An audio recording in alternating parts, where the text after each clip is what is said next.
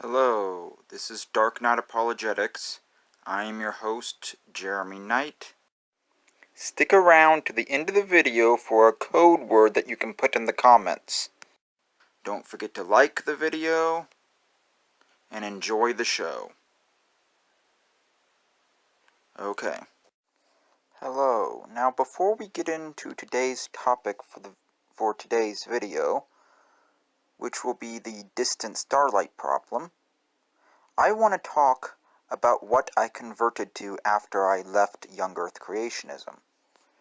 Now, when I left young earth creationism about 11 years ago, I was doing a lot of research, and a lot of that research entailed looking at the scientific evidence that went against what I believed at the time. And after looking at all the evidence, I came to the conclusion that the Earth cannot possibly be only 6,000 years old. I came to the conclusion that it has to be billions of years old. About 5 billion years old. A little less than that, actually. But anyways, after doing all my research,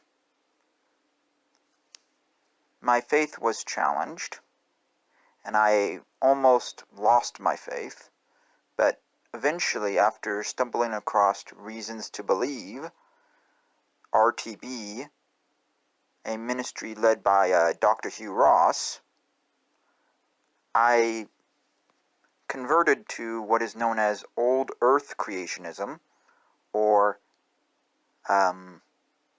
Day-Age Creationism, also known as Day-Era Creationism, which is a form of creationism that allows me to accept mainstream science while combining it with the faith in Christianity. So yes, I am still a Christian. And you should research Dr. Hugh Ross and his ministry, Reasons to Believe, RTB. Because that is now the ministry that I follow, and it is my favorite science faith ministry. So, remember, I am still a Christian. Just a different kind of Christian. Okay? RTB saved my faith in Christianity. And ever since I discovered that science faith ministry, RTB, my faith in Christianity has only gotten stronger.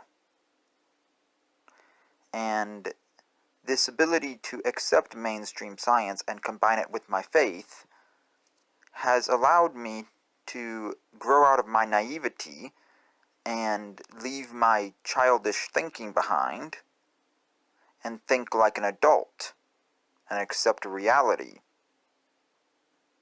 So, my faith has gotten stronger because of this. And my faith will continue to get stronger because I can accept reality and accept mainstream science. I hope others will learn to accept mainstream science too. This anti-science stuff needs to stop. This anti-intellectual stuff needs to stop. This anti-vax stuff needs to stop. All the conspiracy theories need to stop. Okay? They are all stupid. Okay. Now, without further ado, we will get into the topic of today's video, which is the distant starlight problem. Okay. In this video, we are talking about the distant starlight problem. The distant starlight problem is a problem for young earth creationism, and it's a very simple problem too. It's a problem that got me to actually look into other problems with young earth creationism. And it eventually got me to give up young earth creationism. So the problem goes like this. If the universe is only 6,000 years old, why can we see starlight in the night sky that is clearly further away than 6,000 light years? This is a problem because we should not be able to see that starlight. The light from those stars that is further away than 6,000 light years could not have gotten to Earth in the amount of time allotted if the universe is only 6,000 years old. So if the universe is only 6,000 years old, light from billions of light years away, and we know it is, could not have gotten to us. That's what makes this a problem. The night sky is too bright. I will put up a little diagram showing how much light we can see in the night sky that is clearly further away than 6,000 light years. So it is obvious that this light is further away than 6,000 light years because we can measure it. We can show that it's further away. We can show that it is billions of light years away. Now, before you get into me about light year being a unit of distance, that's not entirely true. Light year is a unit of distance, that much is true, but it is also something that shows how far light can travel in a year in a vacuum. You can calculate the speed of light from a light year. I have done it. It's very simple math. So, if light has a finite speed, which we have proven it does, and light can only travel so fast, and light can only travel so far in a year, then we can tell how far the light has traveled by measuring how far away that light is from that star, which we can do using several different measures such as parallax, redshift, and other different methods that astronomers have known about for decades. So it really isn't that hard to verify that that starlight actually is as far away as we say it is. So, yeah, it just takes a simple telescope to verify all this. A simple Google search or simple telescope, it really isn't that hard. And I have never heard a good answer to the distant starlight problem. Not ever, because there is no answer to it. And I will go through some of the answers in this video. But that's the distant starlight problem, okay? Light has a finite speed. It has a constant speed, and we have proven that this speed of light is constant in one direction. It is not a round-trip speed, as some creationists will lie to you about. It is not a speed that hasn't been verified, as they will also lie to you about. The speed has been verified, and we have proven that it is a constant speed. All of this can be Googled. I don't need to prove it here because you can Google it, but maybe I will prove it here. But it is a constant speed. If light wasn't a constant speed, that would actually screw up a lot of our math that we also know is correct about the universe. Light has to be a constant speed. It literally has to be, because otherwise our math simply does not work. So remember that. Now we're going to talk a little bit about the pseudohistory problem. The pseudohistory problem is a problem you are probably going to hear a lot about in this series, because it is the problem that I think young Earth creationism has that hits best at the theology flaws in young Earth creationism. Basically, the pseudohistory problem is the problem that God would have to fake the history of the universe to fool scientists. The part of the pseudo-history problem that relates to astronomy is the part about supernovas.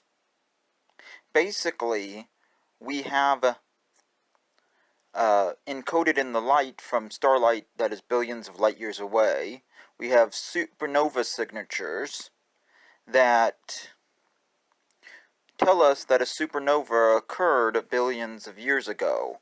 Because the light is billions of light years away, it took billions of years to get to Earth. So, since we know that supernovas occurred in that starlight, because of the encoding in the starlight, we know when the supernovas occurred, because of how long it took the starlight to get to Earth, because of how far away it is, and because of the finite speed of light, and the constant speed of light. So, since we know all this, we have starlight that has information about supernovas that, if the universe was only 6,000 years old, never happened. That means God built a false history into the universe, which is not something I would expect the God of the Bible to do. I would not expect the God of the Bible to build a false history into the universe about supernovas that never happened if the universe is only 6,000 years old. So, knowing this, that means the universe has to be billions of years old, because God would not put a false history into the universe just to fool the scientists. He wouldn't put a false history in the universe, period. Because the God of the Bible is supposed to be the God of truth. So that means no false history in the universe. No pseudo-history. No pseudo-history problem, because the universe actually is billions of years old, just like the scientists measure it to be. Does that make sense? Okay. Okay, so we have been talking about the distant starlight problem in this video. The distant starlight problem is a problem for young Earth creationism. And I now have 3 articles from Reasons to Believe refuting proposed and possible solutions to the distant starlight problem. These so-called solutions don't actually work, and that's what these articles show, that the solutions don't work. Now, I will be listing these articles in the description. I will not be reading these articles in their entirety because I expect you to click them in the description and read them for yourself, but I will give a summary of what they talk about. So let's look at these articles. Okay, the first one here is, has the light travel time problem been resolved? This one talks about the light travel time problem, which is the same problem we're talking about in this video. It was written back in December 5th, 2016 by Hugh Ross. And it talks about this Jewish physicist Roger Perelman and his young universe model, where we talk about the speed of light, and we talk about several different things. The spiral universe model, that's what it's talking about. The spiral universe model proposes that we live in a spherical universe where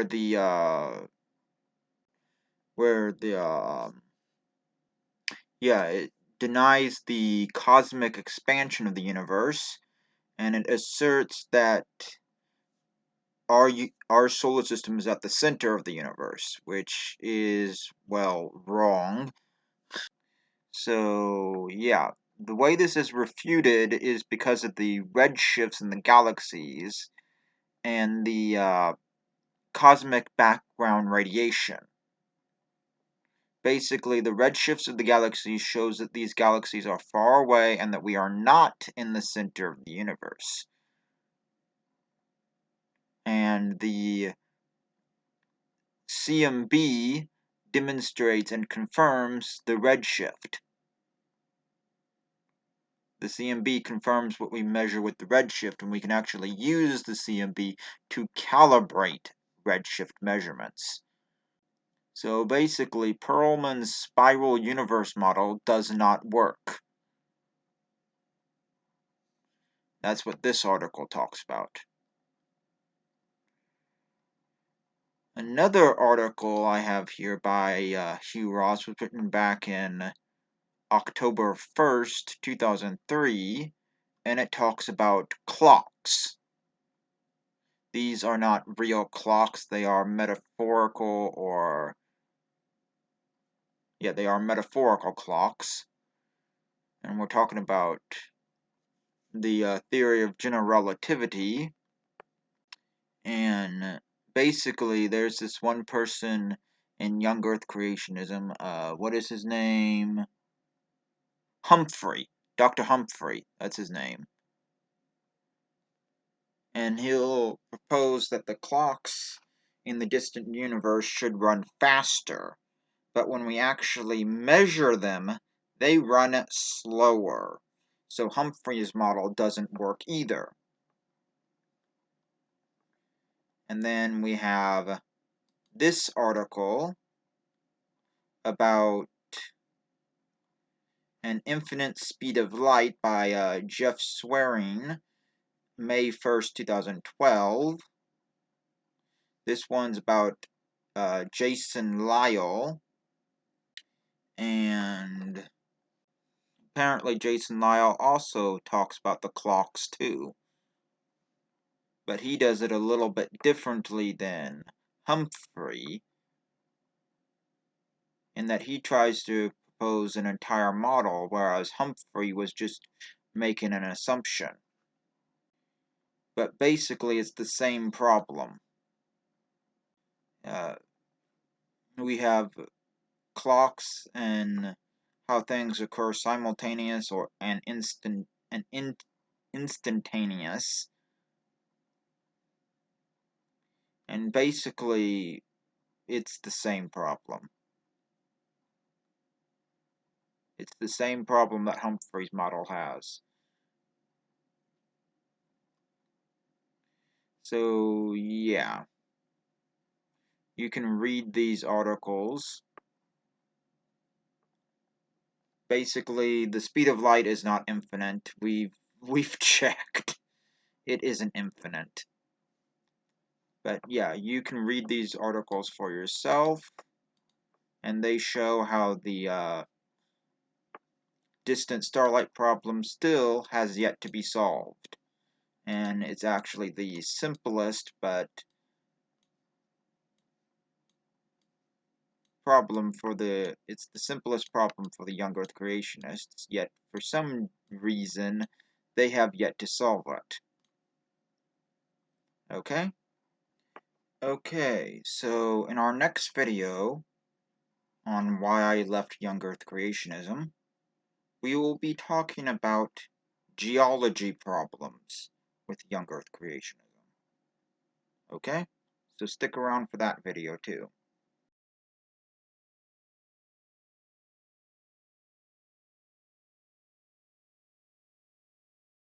Don't forget to like, comment, share, subscribe, and ring the bell. And also, don't forget to follow me on Twitter and join my Discord. Links to Twitter and Discord will be in the description.